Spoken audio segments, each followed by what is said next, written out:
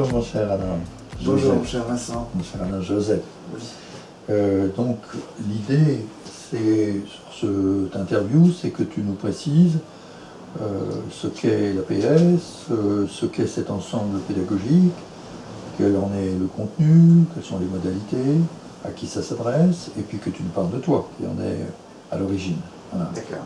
Donc la première question, c'est en gros, en tant que responsable de l'institution APS, tu peux nous en dire un mot, c'est quoi? Alors l'accompagnement psychospirituel, l'APS,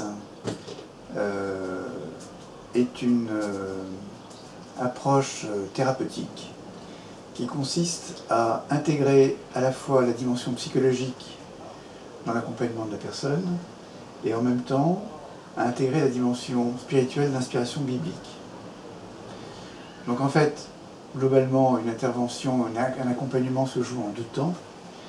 Dans un premier temps, la personne exprime sa difficulté, sa souffrance, sa problématique, et l'accompagnant va, dans une démarche domaïotique, dans une démarche socratique, en posant des questions, va inviter la personne à voir sur le plan psychologique quels sont les ressorts de cette souffrance. Qu'est-ce qui se joue dans sa généalogie, qu'est-ce qui se joue dans ses blessures, comment est-ce qu'elle se réactive dans sa problématique d'aujourd'hui. Et une fois ce travail d'investigation fait, qui permet à la personne d'élever son niveau de conscience par rapport à ses enjeux psychologiques, dans un deuxième volet, l'accompagnement psychospirituel va focaliser sur la dimension spirituelle, c'est-à-dire permettre à la personne accompagnée de s'appuyer sur des ressources spirituelles d'inspiration biblique, lui permettant de gérer ses souffrances. Et je dois dire que ce deuxième volet est absolument fondamental, parce que lorsque la personne va s'apercevoir que, par exemple, des versets bibliques sont particulièrement aidants, que le recours à des références spirituelles qui sont des figures d'autorité que la personne a intériorisées, quand elle peut dialoguer avec ces figures d'autorité, ces références spirituelles, en fait ça lui fait énormément de bien. Ça lui donne des messages qui viennent du soi, qui viennent de sa dimension spirituelle, et qui sont des messages extrêmement aidants par rapport à la problématique à laquelle elle est confrontée. Donc il y a ces deux volets, à la fois psychologiques et spirituels, qui sont en général alternés dans une séance d'accompagnement psychospirituel. Alors, est-ce que tu fais clairement la distinction entre cette dimension psy et cette dimension spi? Parce que c'est pas le même niveau logique. Les deux peuvent être brouillés, la dimension psychologique peut voiler la dimension spirituelle, mais comment évites-tu justement l'amalgame entre ces deux niveaux? Si on regarde la trilogie corps, âme, esprit, en fait, ce que mettent en évidence notamment les Pères du désert, c'est que l'esprit est la dimension spirituelle de l'être, et l'âme est la dimension psychologique de l'être. Et donc ce qu'il s'agit de faire, c'est de mettre en cohérence la dimension spirituelle et la dimension psychologique. Donc c'est deux niveaux différents, qui sont différenciés, et qui en même temps sont en étroite interaction, dans la mesure où si une personne est très spirituelle, entre guillemets, et très religieuse, très investie sur le plan spirituel, mais qu'elle n'a pas été regarder ses ombres, ses souffrances, ses espaces de culpabilité, ses espaces de difficulté à pardonner, de difficulté à gérer les conflits, eh bien elle peut être complètement en porte-à-faux entre sa dimension spirituelle et ses comportements et sa vie de tous les jours. Donc c'est pour ça que les deux niveaux sont différenciés, et en même temps, il y a une forme d'interaction, en tout cas dans l'accompagnement, qui permettent de distinguer l'un et l'autre, mais également de les aborder. Est-ce que, pour toi, la personne qui entre dans cette démarche-là se doit d'être croyante, ou est-ce que c'est une approche qui serait vraiment œcuménique par rapport à la spiritualité ou différentes confessions? Est-ce que tu es attentif à éviter l'intégrisme et le prosélytisme? Comment tu te positionnes dans cette démarche d'enseignement et d'accompagnement. D'accord. Alors en fait, c'est une démarche qui est très adulte-adulte, il s'agit d'aider la personne à accoucher d'elle-même. Et sur le plan psychologique, bon, les interventions sont classiques par un jeu de questions-réponses où la personne investigue ce qui se passe à l'intérieur de elle sur le plan psychique et sur le plan de son histoire. Et en même temps, sur le plan spirituel, on respecte son cadre de référence. Par exemple, si la personne dit « moi, mon référent spirituel, c'est Saint Paul » ou c'est l'archange Saint-Michel ou c'est Marie-Madeleine, c'est sa représentation de Marie-Madeleine ou de l'archange Saint-Michel qui va compter. Et on va faire parler cette personne qui est à l'intérieur d'elle-même, qui va lui véhiculer des messages. Donc on respecte sa dimension confessionnelle, on respecte là où elle en est. À la limite, si c'est une personne d'une autre confession, eh bien, on va respecter ses référents. Donc, on s'appuie vraiment sur son cadre de référence à elle. Même si elle a une connaissance de la personne d'un référent biblique qui est très partielle, ça n'a pas d'importance. Ce qui compte, c'est la représentation qu'elle en a. Quand on fait référence au texte sacré, à la Bible notamment, eh bien, c'est quels sont les versets bibliques qui t'inspirent par rapport à cette problématique, quels sont les épisodes bibliques qui t'inspirent par rapport à cette problématique, et si c'est une personne d'une confession différente, eh bien, elle va l'épuiser dans son cadre de référence. Donc il ne s'agit pas de faire du prosélytisme, il s'agit d'accepter l'éventail de croyances et de foi, et de s'appuyer sur la connaissance qu'en a la personne pour en faire des points d'appui pour la guérison, pour le soin. Quelle différence fais-tu entre le psychologique, l'existentiel, le spirituel et le confessionnel? Alors le psychique, c'est tout ce qui touche à l'histoire de la personne, à ses blessures, à ses failles, à ses animaux intérieurs, comme dit Annick de Souzenel, qu'elle est invitée à regarder et qui se réactive dans une problématique d'aujourd'hui. Elle va également regarder dans son transgénérationnel parce qu'elle est également porteuse de blessures, de figures parentales. Bon.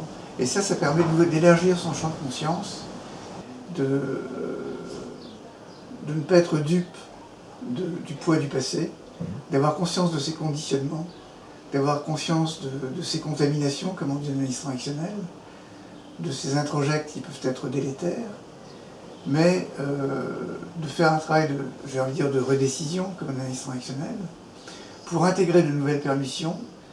Et ces permissions sont notamment données par la dimension spirituelle.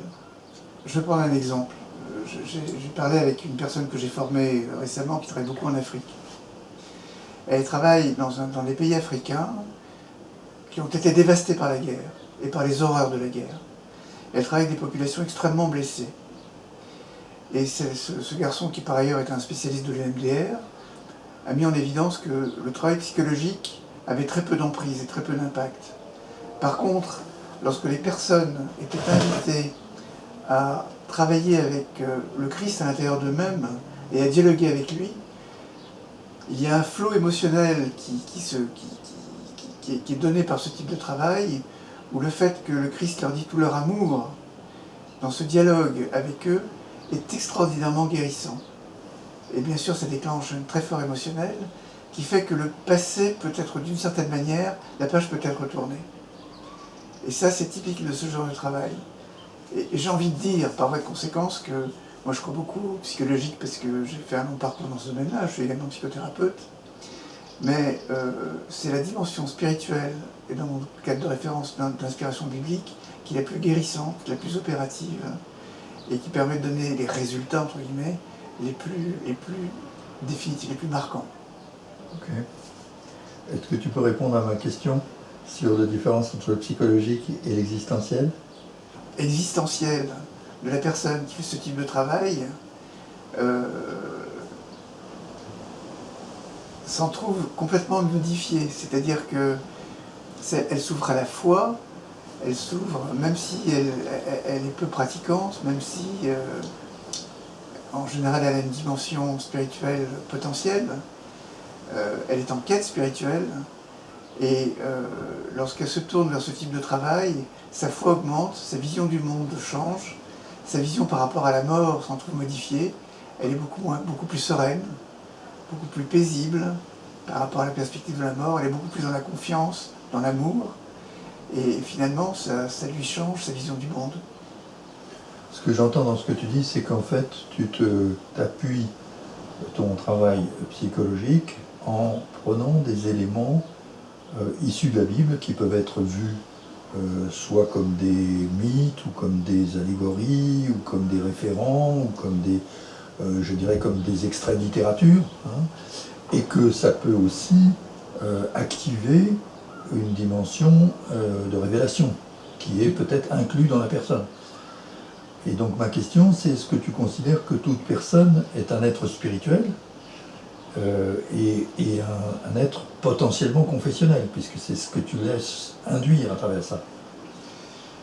Alors toute personne a une dimension spirituelle, et je crois que le drame de beaucoup de nos contemporains, c'est de méconnaître cette dimension spirituelle qui existe en nous. Et un des premiers travaux qui se fait dans cette forme de formation et d'accompagnement, c'est de permettre à la personne de prendre conscience de sa dimension spirituelle, de prendre conscience du Christ qui est à l'intérieur d'elle, ou de l'être spirituel qui est en elle. Dans la tradition orthodoxe, dont je suis proche, on dit que la finalité de la vie spirituelle, c'est de permettre à l'enfant divin qui est en nous d'émerger, de jaillir. Il y a en chacun d'entre nous une graine spirituelle, une graine divine qui a été déposée, et notre responsabilité, c'est de la faire grandir, c'est de la faire croître. Nous sommes invités à passer de l'image à la ressemblance, hein, comme le dit le premier chapitre de la Genèse. L'image est acquise, tout être humain sur cette planète est configuré à l'image du Créateur, mais la ressemblance est une question de décision, de volonté et de responsabilité. Est-ce que je veux tendre vers la ressemblance? Est-ce que je veux m'ouvrir à l'amour? Est-ce que je veux m'ouvrir à cette dimension spirituelle qui m'anime? Est-ce que je veux la faire grandir? Donc, premier travail, c'est de prendre conscience de cette dimension spirituelle, et l'objet de tous les